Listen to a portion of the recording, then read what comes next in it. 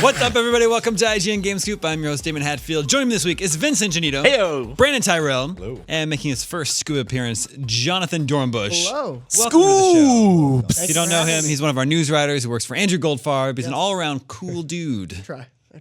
Thanks for coming by the show. Thank you for We got having a great show for you this week. We're going to talk about Deus Ex. It's a subject I know Vince cares about, at least. We're going to talk about, apparently, BioWare has a new game coming out in the not-too-distant future. But first, we got an email from one of our listeners, Joe W. He emailed us at the email address, gamescoop@ign.com, just like you can. And he says, I'm curious how much AAA games should really cost. Allow me to explain. I walk into a GameStop and I want to buy Mass Effect Andromeda. It's $60. Assuming GameStop is making money on every game sold, how much are they paying EA per unit and how much are they making in profit? Now I open up Origin on my PC. I want to buy Mass Effect Andromeda. It's $60. Why? If I'm buying right from the publisher, why am I paying the same amount that I would pay to a third party? Or I go to Amazon. I want to buy Mass Effect Andromeda. I have Amazon Prime, so it's $48. Assuming Amazon still wants to make a profit on each unit sold, how much are they paying EA per unit and how much are they making in profit? It seems to me that AAA games are $60 because they just are. There just seems to be no rhyme or reason to it. Whether you're buying from a distributor or right from the publisher, it's the same price. It doesn't make sense to me. So the place this question has to go to is the publisher.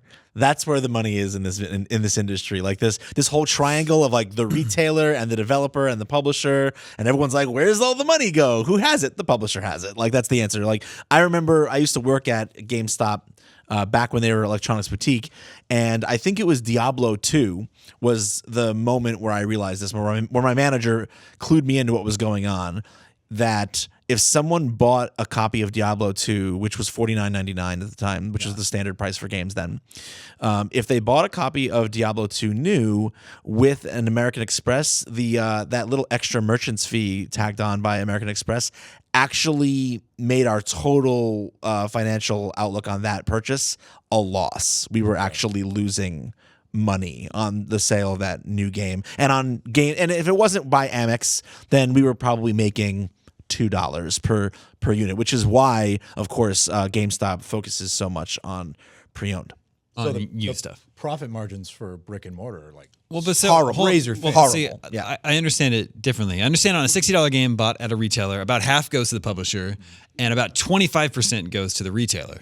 That's how I understand it. Maybe it's changed since. Yeah, it's possible. I mean, I haven't been in games retail in 10 years now, so it's possible it's changed. Yeah. Well, the $60 price has been the standard for about 10 years now. Yeah. I exited right Since the around start of the 360. Yeah, I PS3 exited right after the generation, 360 Well, and launch. speaking to the question, it was talking about the difference between online and in-store. While stores still, obviously digital sales are rising. We've seen that as year over year. But stores still make up in-store purchases, still make up a huge sure. Yeah, a huge amount of it. And so it wouldn't make sense for a direct publisher or a marketplace like the Sony marketplace to sell at a huge loss compared to that, because if they're selling their game for $40, obviously players are going to go there instead of the store. They don't want to anger those stores. Okay. Just So It's a relationship. I think at least part of that is still a relationship play in terms of why they're still 60 versus 60 online versus in store. So yesterday, EA released their financials. Yes. I don't know what quarter it was, but the recent financials for the holiday season. Q3.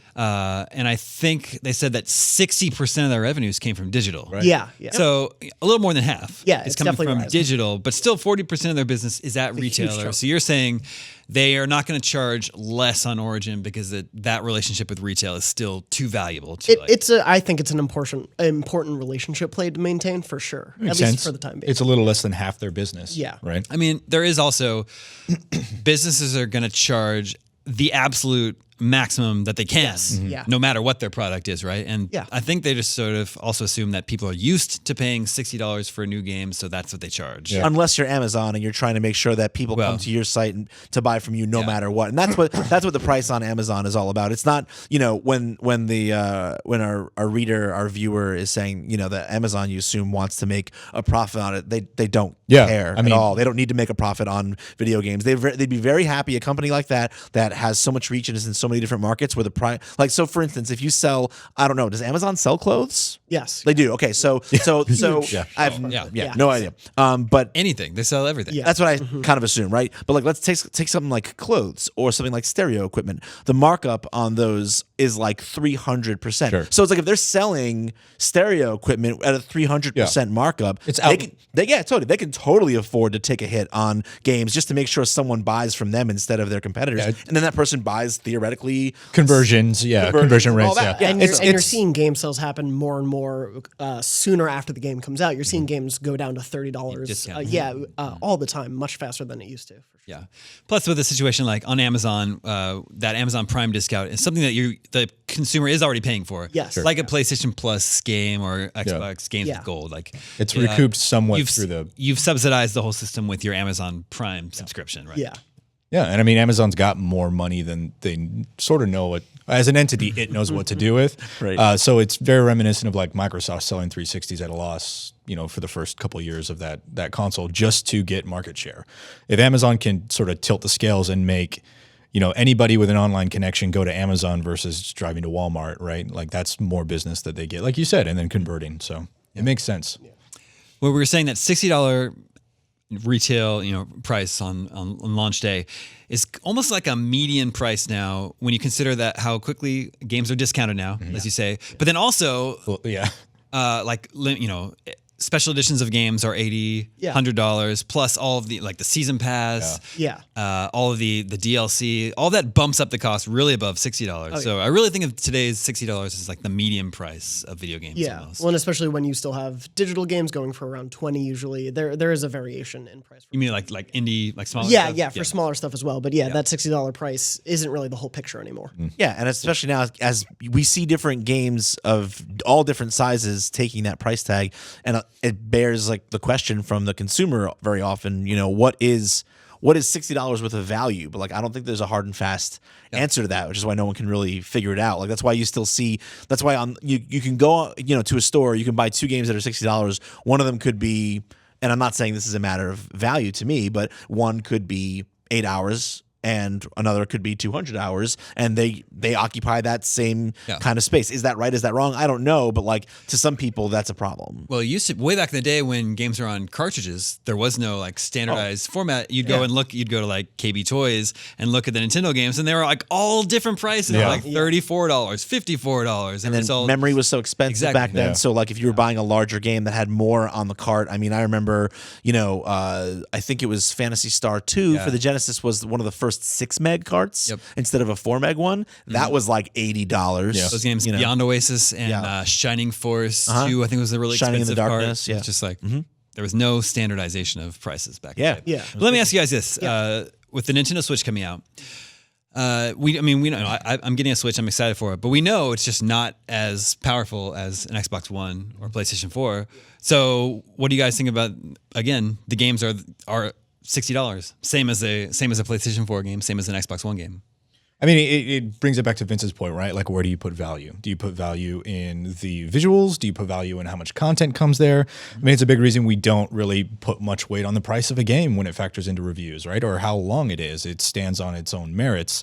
And so what you want from a game is different from what I want from a game. So if I think 1-2 Switch is worth $60 and you don't, that's a decision that we make amongst ourselves. So I don't fault Nintendo for selling at the standardized price now, even though, I mean, we're coming into this generation knowing that, we're coming into this console knowing that it's not sort of generation standard as far as power goes. Yeah. I'm already pre-ordered a Switch. I'm looking forward to Zelda. I'm looking forward to 1-2 Switch with my friends in the living room. And, to me, those are both worth $60. Yeah. Yeah, and I mean, I think they are exploring some variable pricing. I believe it might have changed since they announced it and pre-orders went on sale, but 1-2 Switch was only $50 at that time. Oh, yeah? But Zelda is a bargain. 60.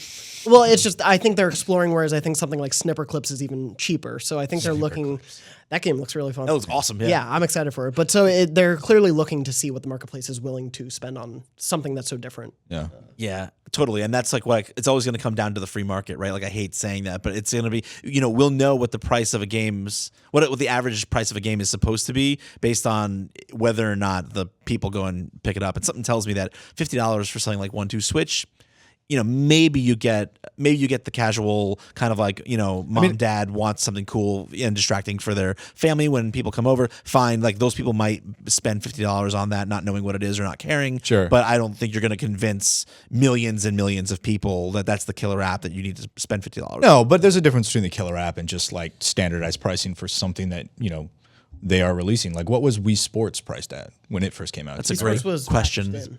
Okay. So, So it's packed in, so you didn't even have to pay for it. Which came with the, I believe it was, We Play with the controller came. I think that was 50. Okay.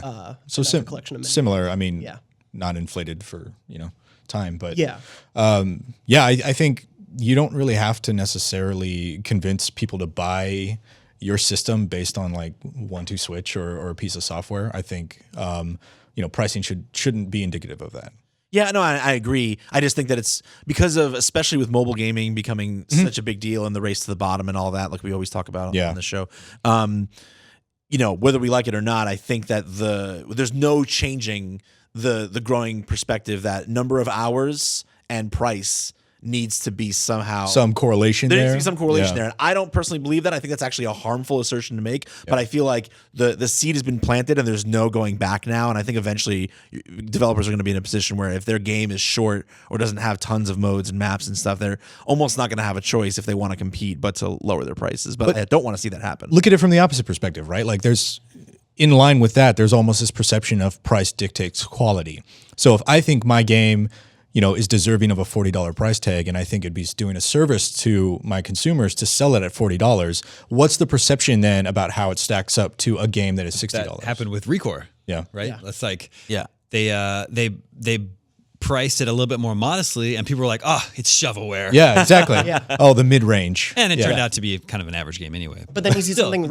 Oh my God, it's all true. The perception was there way before the game was released. Yeah. Well, and that happened with Ratchet and Clank. That was at I think that was at $40 when it released, and that was the perception was, oh no, this is going to be sort of a budget Ratchet and Clank. Yeah. Even though the rebooting Reality couldn't be anything. And it was one of my close to favorite that. games Yeah. of that year, and I think a lot of people genuinely love that game. It's Totally, yeah. So we're at a price now we're at a point now where price is basically another marketing tool, right? Yeah. Like what the price of your game says about your game is as important as the marketing that you push out. Because they could have dropped as much marketing as they wanted to about Recore, but like that price point is what NeoGAF grabbed onto and what Reddit grabbed onto, and then it like No Man's Sky, like it just sort of proliferates throughout the community. Yeah, that's true. All right, moving on. We got some unfortunate news this week about the future of the Deus Ex franchise, or even if there will be a future. For Don't say that. No, I know. So, like last year, last August, we got Deus Ex: Mankind Divided. Yes. You reviewed it. You liked it very much. Yes, I I did. played it. I liked it very much. Did everyone play it here? No, I dabbled in it, but I was reviewing something. I played a little bit of it, but I Well, enjoyed what I did. Yeah, I finished the game, and I talked about this on the show before. I was enjoying that game, and then I came to the first boss fight, and then I beat the first boss, and I was like, oh, that was the end of Act 1. But then, nope, the credits rolled in that game. So it's like a cool game that felt unfinished. And now we get word this week that apparently the developer IDOS is working on the next Tomb Raider game instead of the next Deus Ex, and they also have this deal with Square Enix to work on Marvel games, and the Deus Ex series is being put on hiatus. Which is really sad because so about Mankind Divided and the story, I just want to be clear, and I think you could probably agree with this too, is that it seemed abrupt the way it ended, but it wasn't. It didn't seem abrupt because the game had been so short. In terms of the amount of time, the play time, the amount of time you spent playing the game, and the amount of what kind of real estate there is there to play around in was totally comparable to Human Revolution. The difference was is that in terms of the story, the story was much more zoomed in to one event.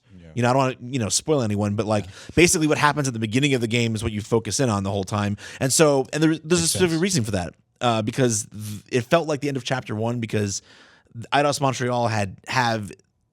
When I went there to preview Mankind Divided, the head of the studio told me that they had Deus Ex games planned out to 2025. So what happened to all those plans? So yeah, that's all just being shelved. Obviously it has to do with the fact that Deus Ex didn't perform to their. Like we don't have exact sales numbers, but the week or the month that it was out, it was number 3 on MPD. So it must have done fairly well at launch. What was it? Was it August? I think it was August or September. It was later last summer. Yeah, around there. Yep. Yeah. So I mean, what is? Before the October crush of games. Yeah, does that say more about the month though, or the quality of the game? I don't know. I also Ooh, I mean, it wasn't like it didn't have a lot of competition around that time. Yeah. Yeah, I mean, personally, I think the thing is that games. There's also games similar to it that do things in a way that's a little bit more Dishonored.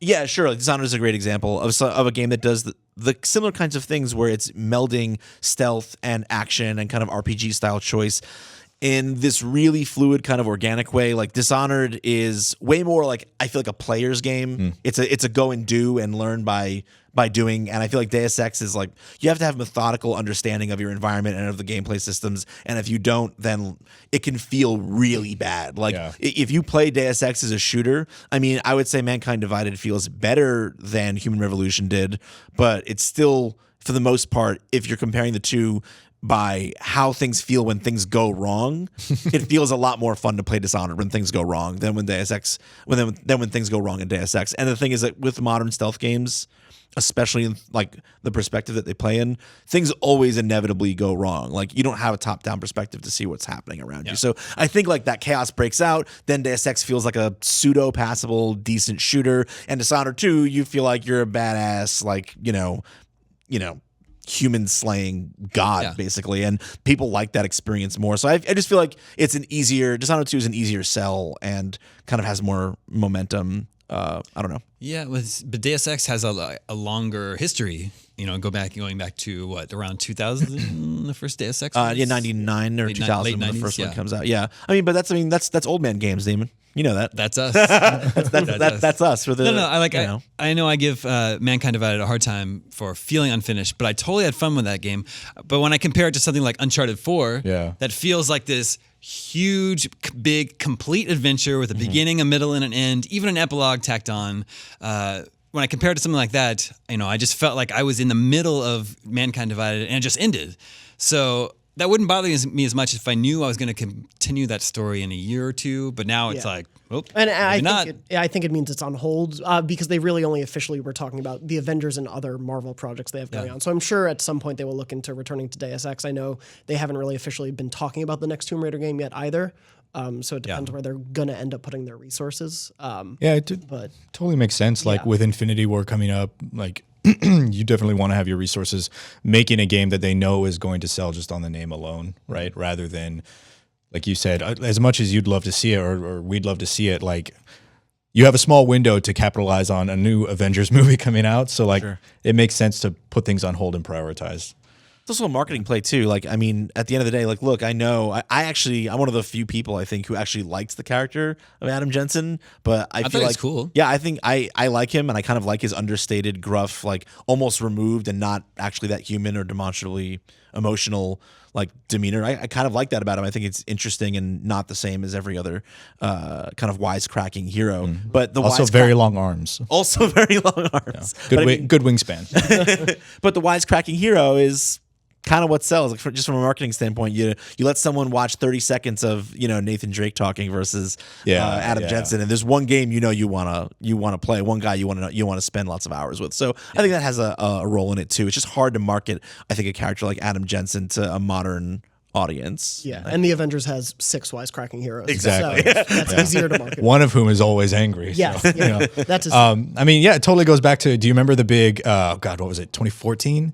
Like, something like 8 out of 10 of the year's big AAA titles had a white guy walking towards the camera with a buzzed head. The BioShock Infinite year. And BioShock, and there was a Mass Effect. Mass Effect 3. BioShock 2012. 13. Maybe 13. I have no idea when Years go anything by. happened. Yeah, exactly. So games came out then, and a lot of the box arts had the same guy on it, and it totally makes sense. Like you see that, and you see something that it's not clearly as defined and clearly as tested as that, and it's hard to make that sell, right? Like I know what I'm getting when I see the battlefield soldier walk towards me. Like I'm gonna get to be that guy, but I see Adam Jensen right there, and I assume we're going to shoot people, but I'm not 100%. Not 100%. You don't have to shoot people. It's true. That's the beauty of Deus Ex.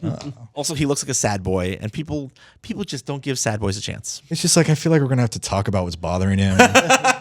And like, I don't know. Probably all the cybernetics. No one has time for that. I guess. All right, moving on. We mentioned EA's financial report, which came out this week. Yep. And during that call, EA talked about a new IP, intellectual property, Thank you, David. Thank you. coming from BioWare before March of 2018. Yes. So actually not that far off. So awesome. And they described this new game as a clean sheet design with new concepts, new gameplay mechanics, and new stories set in a unique new universe. I'm waiting for the last part. This game has the potential to fundamentally disrupt the way people think about an action title. Whoa. Bringing friends together to play in exhilarating new ways. Whoa. We're very excited about the future of this new franchise and its ability to attract a large global audience. Marketing. And then BioWare chimed in. This is actually BioWare's blog writing in here to say, in 2012, we began crafting a new universe full of new characters, stories, and games. 5 years. Yeah. Our ambition is simple. Draw upon 20 plus years of development knowledge and lessons to create something fun and new for you to enjoy with your friends. Is that all? Simple. There's nothing quite as exciting as it's building a new IP from scratch, and it will be even more thrilling for us to share more with you in the future.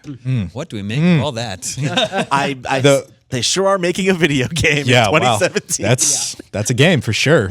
I mean, right off the bat, March, coming out February, March, totally not surprising for new IP, right? Like you're not going to put that up against the fall. I think there was a line in there that said something along the lines of like cross genre or something like that. Genre melding was in redefining. in the speak. And the very first thing that comes to mind when I think of that is 1, Destiny, and 2, Overwatch. Yep. I agree with that. But do you think, when you think of Destiny and Overwatch, do you think BioWare? That's the thing, right? Like it's not an RPG, and when I think BioWare, I think RPG. So I don't know. Like I'm totally off script right now. Like I have no idea where we are. Heavy story focus and Yeah, character exactly. building, Yeah. and to make something that massive. You could argue that Couldn't be the line. Activision thinks Destiny is very Sure. heavy story focused Sure. narrative, right? None of it happens inside the game. No, well, and I mean, same with Overwatch. There's a huge lore and a world to all of that, but it's not what you're playing. Yeah, absolutely. Yeah. Like if you want comic books, like that's definitely the universe for you. Yeah. Yeah, I don't know. Like it's a lot of buzzwords in There's this. a lot of bravado in that announcement, and I mean, they need something, right? They need to have like. I feel like if you strip out all the things that make BioWare games worthwhile and make them BioWare games, and you say you're done with that, you're doing something else completely different. Yeah, why? You're gonna have to speak with big words and lots of flashing lights to get people to pay attention, because when you strip all of that out, I'm just like, why would I, as a longtime BioWare fan, I'm like, why would I play this and not, I don't know, a game from one of the other very many developers that I know can do a game like this. I mean, very well. it sounds like we're being harsh, but like BioWare, I mean, you have my undivided attention no matter when you release a new IP. I will definitely want to see what you're doing. Of course. Just based on their pedigree. But like you said, I mean, it's not broken, right? Like I think BioWare, they do one thing incredibly well, and to sort of step out of the mold from that, I'm intrigued, but I'm also a little worried. Well, but they've clearly also been taking the time. Yeah. Well, I mean, since 5 years. 2012. Yeah, they clearly weren't trying to rush this out the door to just get a new IP going. Yeah. So they've probably been working on it to make sure it was right before they revealed this to the world. yeah. And Knights of the New Republic. and they've been sliding in this direction little by little for like a long time now, right? With Mass Effect 2, they made a strong move more towards it being an action game and a shooter rather than an RPG. With Dragon Age 2, they tried to make that move and got crucified for it. You press a button and something awesome happens. Right, Was right, the right. quote that like we'll never die. Yeah. It's like, and so That was they've been, from or Dragon Age 2? Or That was Dragon Age 2, yeah. Yep. Okay. What was Dragon? they've been making this move little by little, and those are like two examples that didn't, well, Mass Effect 2 worked out really well, Dragon Age 2 not so much, and then I don't know, they added kind of like a fairly interesting multiplayer mode to Mass Effect 3. You can see the signs they want to move on from RPG. I mean, Yeah. the doctors moved on, they left. Yeah, they're gone. That pedigree, I don't want to say they have no other talent there, but I think they want to expand into other markets that are. Does anyone remember Shadow Realms? I mean, yes. A little bit. This was BioWare's asymmetrical multiplayer game that they announced a couple of years ago, but then canceled in early 2015. No, I didn't remember that. Oh, okay. I don't know if maybe some part of that has been reworked into whatever this new thing is. It would make sense. But we know, that was at least a multiplayer game that they had Yeah. announced before. And especially with the move from Mass Effect 3 into a multiplayer space, it certainly seems like. When was this announced? 2014. Okay. I'd say, Mhm. around It would- Gamescom and It would make Comic-Con. sense. Like they put 2 years in development of whatever that tech is going to be, and then That- realize that's not going to work out. And so they've technically been working on it since 2012. Yep. So it could be man, I don't know how I would feel if the next BioWare game is online only, multiplayer only. How would you feel if it were free to play? I'd feel fine. That's fine. Yeah. I've played a million great free to play games. A million. Literally 1 million. Oh. No, as long as there's my big thing is like multiplayer. I really do. The multiplayer can mean a lot of things, though. Like as long as there is, I would say, as long as there's a PVE experience of some kind to have, then there's at least a chance that there's a world and kind of like an experience to go on, a quest to go on, areas to explore. Like multiplayer doesn't have to mean like, hey, you're in an arena shooting at each other. Yeah. It could mean other things, and I hope it means other things because if I want to just go into an arena and shoot people there, I have so many choices that I do not need BioWare for. Yeah. On the flip side, I have so few choices in terms of developers doing what BioWare does right now, and I just don't want to lose that. So call me bitter. Not going to call you that. You're Vince. Everybody's trying to make a game as service. Yeah. They don't want to just make That's the model. a $60 game that you buy once, play for 40 hours, and then put away. They want you to. They want Destiny, Overwatch, a game that you'll just keep playing, and they can keep. Them Keep skins. you as a customer all year long. And this is EA's. It's got to be one of EA and BioWare's plays to do that. I imagine. Let's check in with the listeners. Hey, listeners. Thank you. Listeners, remember you can always reach us at the email address gamescoop@ign.com, just like Isaac did. Isaac says, "Hi guys. Hey, Isaac. I was wondering if any major fighting game lets you create a fighter. Something along the lines of a WWE game. If not, why? And would this be a good feature?" Vince? Okay, so there have been several fighting games that allow you to either create or customize a character for use. So even major ones. I'm trying to think. One of the Soul Calibers, I want to say 4. Yep. Wow. Right. Yeah.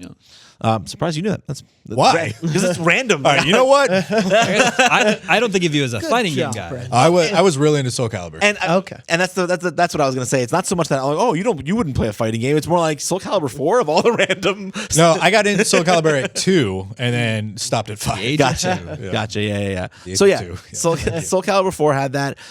There was a kind of more obscure fighter on the PS1 called Tobal number 2. Yeah. Tobal They 1. had a make your fighter maker mode? You can get you have a fighter maker mode. Then there's like actual like fighter maker, which was also for the PS1. Literally called Fighter yeah, Maker. yeah, yeah. That's so good. So, It's like, what do we call it? Well, what is No, it? I have a story about that game. Oh, do you? I think it was all about designing your own fighters and designing their moves and everything. And I bought the game and I was so excited, but it was only after I got it home that I realized that every single one of the fighters you created took up an entire memory card. Yeah. So it's like it just wasn't, it just didn't make any sense. It was the same thing with RPG Maker. It was Yeah. like that. It just take up an entire like, well, memory card. What am I gonna do? I'm not gonna keep like 15 memory cards. exactly. My fighters It's on. the most expensive game I've ever bought. Yeah, exactly. But I mean, as far as like why it's not done, I mean, yeah, it's balanced. Well, I mean, it's balance, yeah, it's all balance. exactly. I mean, it would be But- very difficult to balance something like But that. imagine a Street Fighter game could have,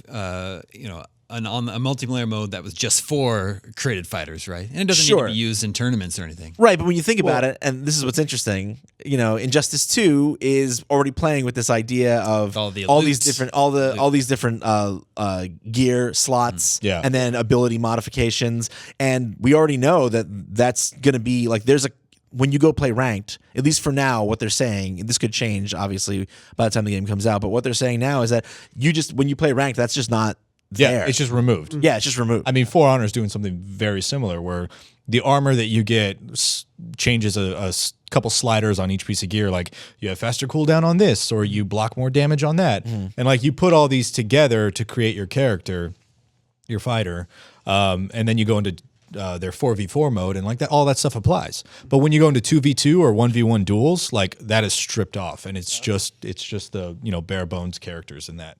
I mean, they could do something like Soul Calibur did, right? Where you create your character and then give it a move set based on an existing An character. existing character, right? But then at that point, it's like, am I really creating a character? Yeah, or I is it mean, just yeah. cosmetic. Exactly. You know, so it's this weird kind of in between. But like at the end of the day, like you just can't. If you want people who like love fighting games and want to play competitively to play your game, like there's no way they're gonna play a game where you know they could lose just because some other guy's been grinding and getting the best gear for their character. Like, or that's Yeah, or sets his moves to something that is just super cheap, right? Yeah. Like nothing but long range pokes and oof. that's your kryptonite, huh? I've Keelik from Soul Calibur. I thought there was a make your own fighter game for WiiWare, but I couldn't remember the name. Nobody remembers. If anyone remembers that game, or if it was even real, did I dream it? Is this Super Mario Brothers 2? Giving away ideas. This is Gel Snelders. Hey, Gel Snelders. Gel Snelders, great name. Yeah. The best name. He says he's got an idea for a new PlayStation handheld. You guys ready? We're going to pitch this to you. We're on Shark Tank. Are we here. Shark taking it? All right. Gel says about a year ago, I bought a PlayStation Vita. I was thinking Good for you. Good for you. I was thinking of how could such a great device died. The games library is very limited, and currently nothing is being developed for it. There you go. Not nothing, but sure. Developers had to make exclusive releases instead of porting their games to the Vita since the device is not powerful enough. Recently, I discovered Remote Play, and it surprised me how well it worked. But also, that is compromised by the lack of the L2, R2 buttons. That annoying back touchpad and the useless camera overpriced the Vita unnecessarily. What if Sony launched a handheld with the sole purpose of streaming PS4 games on it? You would, of course, need a proper internet connection for it, but you could play PS4 games in your living room while your girlfriend watches her annoying series. If Sony would release as a gadget for, say, $150 to $200, would you be interested in a handheld that just streams your PS4 games? Sounds like an NVIDIA Shield for the PS4. Yeah. No. No, yeah. Sounds like my Vita now, but with 2 more shoulder buttons. Yeah. Yeah. If you were but not able to play all the awesome games that I play on my Vita. And not able to take it on the go with you? No, I guess? Yeah, that would. Yeah, you'd need some sort of. So you're basically buying a second screen for an existing console. Yeah, a Wii U gamepad. Yeah. Yeah. Yeah, I would. No, I would not buy the PlayStation Switch. Sorry, Sorry, Jills. I cannot fund this. Is that what they say on Shark Tank? I have no idea. I don't know. I just made it up right now. Sorry, I feel like they have to make a shark pun, probably. Yeah, I was Yeah. trying to You've think. been eaten. No, that's not. No, You've been eaten. You've been that's, Also, let me just say what we're all thinking. phrase. We would all watch. We would all watch our girlfriends' TV shows. I think pretty much everyone here. I unapologetically and unguiltily watch The Bachelor every Monday night Nice. with my wife. I watch every show on the CW. I'm their core demographic. So Are you the biggest Gilmore Girls fan? I love that. maybe I love ever. that. probably. Gilmore Guy. oh, yeah. It's a good podcast. Someone's Twitter handle is getting updated.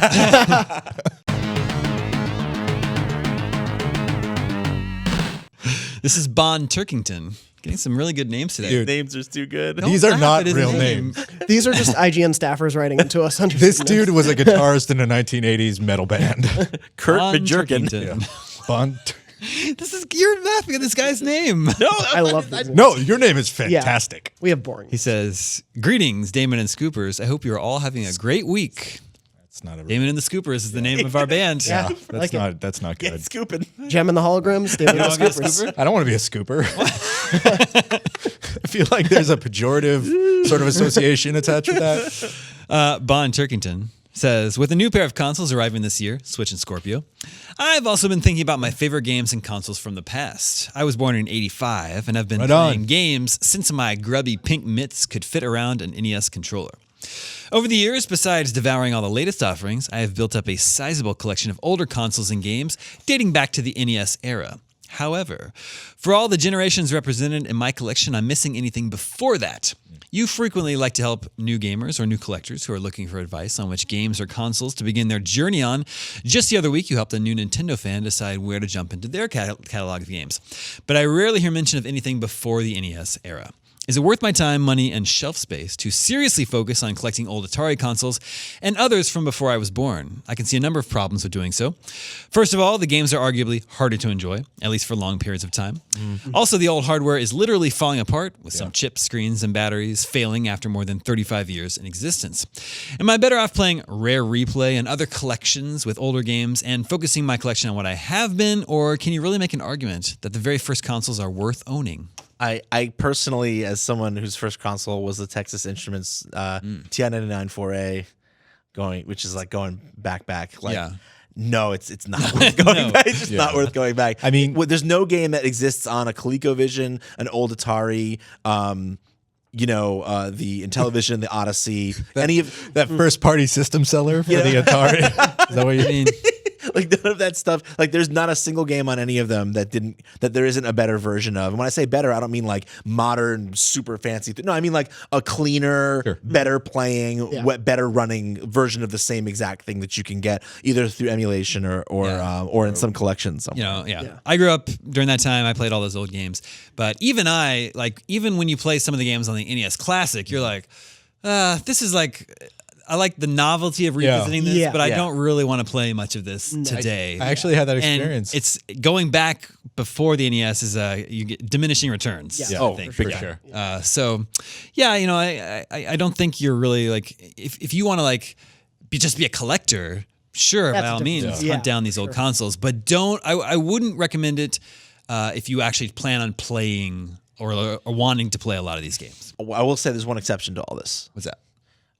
If you can find yourself a unit that's working well, definitely it's worth, I think, the experience and to play a Vectrex. The vector-based graphics, like there is no other way to experience that but to buy that system, and the look of it is just so unique and it's kind of space age for not just for the time. Even now, like I think I was at a PAX. I think I was at PAX East maybe 3 years ago, and I went to the retro room, the free play room, and played around with the Vectrex. And the version of Asteroids on there, I couldn't pull they had to pull me away. Like it runs so smooth and it looks so singular and different and clean and unique from anything else that I think that system is an old experience that's worth having that you can't have anywhere else. I would agree with that. Personally. Vectrex games are really cool. Yeah. But you can find those arcade versions of like Tempest. Sure. Super Tempest. But there's something about the vector-based graphics that just gives them a totally unique look and feel, a level of kind of depth, and like I said, a space-agey feel. I know that doesn't sound very technical, but that I don't think you can get anywhere else. This is Thomas Embry. Hey, Thomas. Oh, sorry. It says, hi, guys. Fall asleep at the wheel. I'm a young lad from Birmingham, England. And recently I remembered that I have an EA Access code lying about. I redeemed the code and thus realized that there are games you can play for free as long as you are subscribed. I wasn't aware of this, as I thought you could only play trials. There are games for everyone, including RPGs and sports games. For $20 a year, I think this is a great deal, as some of these games on their own cost $20 or more. Do you think that developers and publishers should have these kinds of services like Activision, Blizzard, or Bethesda, or do you think they would lose too much money? So the real question is like, should other publishers have their own sort of subscription programs where you gain access to their game libraries? I mean, yeah, sure. I have a feeling EA is doing this. EA's access is twofold. One, when sales drop off for games enough, the access subscription sort of makes up for it if that game is going to draw you into subscribing to the program, in addition to the sneak peek of upcoming games as well. So I mean, I could see Activision like play any Call of Duty whenever you want at any time for $10 a month. I could see them doing something like that because no one's buying World at War anymore. But I don't know. It seems like one of those problems that isn't big enough to really need to make a publish mandate for. Yeah. I mean, personally, I think that if it's the right publisher with the right library of games and the price is right, it can be a good way to extract extra revenue from games that have stopped selling anyway. Like, exactly. I don't know, like, I know you're just throwing out numbers. Like, I don't know if $10 a month is something I would pay to play any Call of Duty ever, but like, I don't know, maybe like something in that neighborhood. If you found the right number, I mean, like what's the harm in offering that, right? Like you're not cannibalizing, you're not hurting the sales of Call of Duty, the original Modern Warfare. I mean, World like, of War. Right. You're not going to hurt those game sales. That's only extra revenue on games that you already made and have long since stopped selling. So I don't see any reason not to try to pilot a program like that. Well, the flip side of that is that it has to pay for itself because you need to have the staff and the infrastructure, and you need to digitize the games, and you need to make them available on the portal. So, I mean, there's considerable overhead that goes into creating a program like that, and would it pay off? Yeah, the initial investment would be tough, right? Because the older games probably weren't made initially in terms of their architecture, to be easily played digitally, or But for going forward, though, once you develop kind of like a process, like a workflow, all new games going forward could be very easy to make available in that way. And so, like when, say, the newest Call of Duty is 10 years old or 8 years old, and it's already got those hooks in it. Yeah. Sure, why not? I mean, from a consumer standpoint, though, is anybody really looking for more services to subscribe to? I don't want any. No. I think it would depend if the marketplace wants that, and I don't know if it necessarily does, especially when you're getting free games every month from PS Plus or Xbox Live, and now whatever the Switch program will be offering with classic NES and SNES games every month. I don't necessarily know if you need that many services to just split the user base more and more. Yeah, I mean, that's a great point. Like if I'm in the mood to play something, like just something new that I don't care, I have a year and a half of Xbox Live Gold and PS Plus titles that I haven't even touched on a 2 terabyte hard drive that's plugged into my Xbox. But like if I have an itch to play something from a back catalog, like I'll go buy it for $20 on the Xbox store, or I'll go buy it for $20 on PlayStation Plus. I don't think I would need to subscribe to Activision to get access to, Skate or whatever. Yeah, that's true. I think if anything, what like the NES Mini proved though is that if you have this very singular situation where you have a large back catalog of great games that are not easy and convenient to play anymore, you could certainly sell a service. I mean, I will just say this: if they can sell NES Minis for $60, then I'm sure they can get. Like, I would legit to not have to have my entire massive collection shipped over here from New York. I would totally pay $10 a month to have access to every single NES and Super NES game ever. Yeah. Like, Nintendo is totally like maybe the rare exception where Somewhere. their catalog is so rich and impressive that I'd pay a subscription fee to have access to all of Nintendo's first party games. Yeah, for sure. Something like that is much more alluring than pay $10 to play World at War whenever you want. On a unified console, right? Yeah. Yes. Like I've never played a Monster Hunter game because I'm not a big handheld gamer. So I would love the opportunity to play that at a console. Totally agree with you.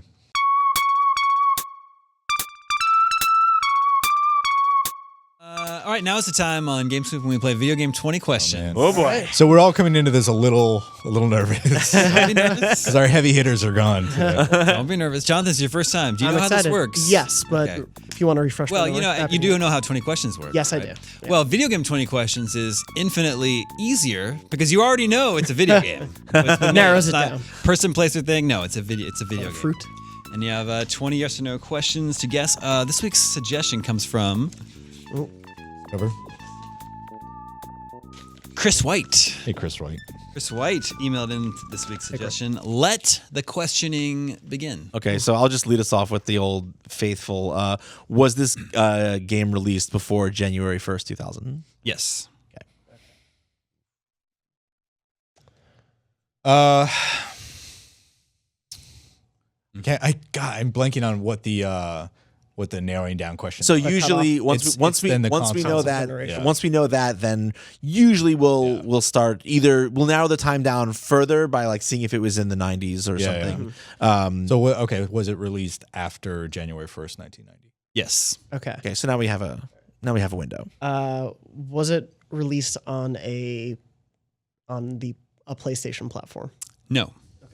Okay, so just to clear up everything else, then was this a platform exclusive game?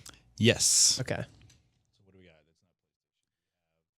So we're Nintendo. talking. We're in the 90s. Yeah. And We are in the 90s. so we're in the 90s, and it's not a Sony platform. So like the thing is, the 90s is this overlap time where yeah, like that's tough. like early 90s. There's still a couple of NES games coming out, but like not that many. It's mostly Super There's Nintendo at this point. 16-bit. Yeah, it's And- really Super Nintendo, and then you get into the Get into N64 N64, yeah. as well. If you're talking on Nintendo, Yeah. and And it was a Sega platform. is the Genesis, Yeah, you have the Genesis. and the Saturn, and the Dreamcast are all in that. Do we want to waste a well, question all right, on? Dreamcast and Saturn were discs. Genesis, SNES, 64 were cartridges. I think that's a waste of a question. So I we feel know like the we know cartridge it's a disc split isn't the way to go. right. No, it's so, but we know it's strategizing. we know it's a console. We know it's a platform exclusive though. So, Yeah. I would continue narrowing down the platform. yeah. That's you. It's your question though. Did this game come out on the Nintendo 64? No. Okay. Might as well just clear it up then. Yeah. Did this come out on any Nintendo platform? No. Okay. Okay. So, Is Dreamcast or the Genesis? right. So was this on a Sega platform? Yes. Okay. Okay. Well, I mean, I could clear it up. I wish Yeah. you had just said that. Was it on Yeah. the Dreamcast? Because then it would be the Genesis. Yeah. Oh, right. Oh, Yeah. that would have been We can have that back, right? no. Okay. No, because it could have been the Saturn as well. That's true. been the Saturn That's true. as well. Okay. Was it on the, you said Dreamcast? It's Dreamcast, Saturn, or Genesis. Yeah. Oh, but you said Sega. Okay. Yeah. Was this game on the Dreamcast? No. No. Okay. So Safe to assume it was the Genesis. Genesis. Do we want to operate on that? I mean, we've For now. burned all Yeah, these we've questions burned on. a lot. Yeah, at yeah, this we've point. burned quite a should, bit, We yeah. should get the platform. Yeah. Do you play as a human in this game? No. Okay. Okay. Is the primary mode of interaction shooting? No. That's 10. Okay. So not human, Mm-hmm. not shooting. I'm thinking platformer. It's The Lion King. It's got You can ask if it's a Disney, because there are multiple Disney platformers. Yeah. Yeah. But I feel like, is it a platformer? Is it better? Yeah. If you want to. Yeah. Is it a platformer? No. Well, it's not Lion King. Okay. knocks out a lot. Yeah. Yeah. What do we want to go for then? A game where you don't. Don't play as a human. It's not a platformer, and you're not shooting is the primary way of play. Echo the Dolphin. Is that in any way considered a platformer? I don't know. No, definitely No. not. Yeah. Definitely not. Yeah. It's an exploration game. It's worth a shot. I don't want to get into the Does this genre, game take place the on- genre game. Does this game take place underwater? Yes. Jeez. Yeah. Are you a dolphin? Yes. Is it Echo the Dolphin? Yes. Got it. The dolphin. Yes. All right. There you go. Right there. See, Right there. you're so And one for the host. you're so unconfident going into this. Yeah. Got it. Echo the Dolphin. 1992. One thing that might have tripped you up is that Sega did not develop that game. They only published it. It was developed by a developer known as Novo Trade. at the Never time. even heard of him. Yeah. Huh, exactly. I forgot about that. Action adventure, I think, is the genre. Yeah. Makes sense. That's fair. Single player game. That's the catch-all genre Yeah, for anything that exactly. we don't know Yeah, exactly what it is. Yeah. Is there action? Is there adventure? At Game of the Year voting, it's like, Oh, is this more of an action game? Is it an adventure game? Or is it an action adventure game? I'm like, you know what? I don't want to be here You know anymore. what? If it's a sandbox game, it's action adventure. Get it out of here. Exactly. But I actually don't remember if Echo shot anything. I was guessing. did. I thought he shot did. bubbles So or he like didn't shoot- okay, sonar shoot- or something. Yeah. Shooting Yeah. would be like implies like a project. He Yeah. could fire out like kind of like a generalized He didn't shoot. He fired. Sonar. yeah, sonar. thing. Yeah, yeah. Sonar. He screeched. Sound. Yeah, exactly. Yeah. So I don't think I was misleading you. No, No. great. No. Nicely done, and thank you for the suggestion. Who sent in that suggestion again? That was Chris White? Chris White. Yeah. Thank you, Chris. Thank you. Thanks. Chris? Really, thank you. Yes. Thank you. Seriously. Well played. Yeah. You're Right in my wheelhouse. I feel less embarrassed for my and first time. Yeah. Justin and Sam, they're going to get to enjoy your win. Yeah. It's a group win. Yes. Oh, good. So the win gets. Happy to We help. took it home for the team. It's a team thing. Yeah. All right, I think that's all the scoops we have for you this week. Remember, you can always reach us at the email address gamescoop@ign.com. Thank you, Vince. Thank you, Brandon. Thank you, Jonathan. Thank you. My name is Damon. This is IGN Gamescoop. All right. Later, folks.